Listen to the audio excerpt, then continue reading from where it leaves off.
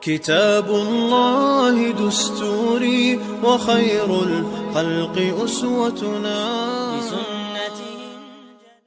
السلام عليكم ورحمة الله وبركاته. تعال تعال تعال.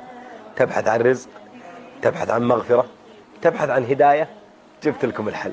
لكن مو من خالد شارع، من النبي عليه الصلاة والسلام. صلوا على الحبيب.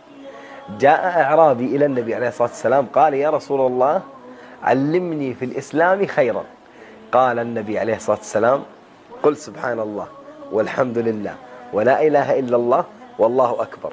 ثم مضى الأعرابي ثم توقف، فقال النبي عليه الصلاة والسلام: تفكر البائس. ثم رجع إلى النبي عليه الصلاة والسلام فقال: يا رسول الله سبحان الله والحمد لله ولا إله إلا الله والله أكبر، هذه لله، فماذا لي أنا؟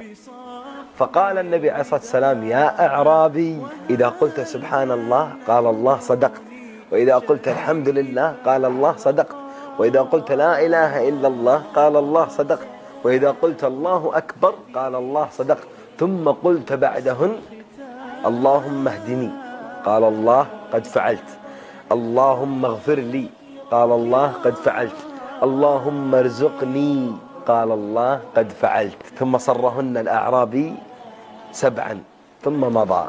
يا غالي، أنت تبغى الرزق، تبغى الهداية، تبغى المغفرة من الله. حديث عظيم هذا، طبقه في حياتك وأبشر بالخير. سبحان الله، الحمد لله، ولا إله إلا الله والله أكبر. ثم قل بعدهن: اللهم اغفر لي، اللهم اهدني، اللهم ارزقني. والله ما يأخذ منك شيء يا تاج راسي. لحظة يا تاج راسي، أخذ هذا الحديث الثاني من حديث أبو بكر رضي الله عنه. قال النبي عليه الصلاة والسلام: أنا وأنت صاحبين ذنوب، صح؟ ونقصر مع ربي، صح؟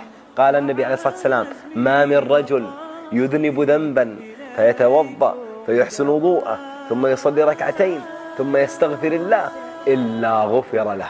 أقبل على الله عشان الله يقبل عليك يا غالي.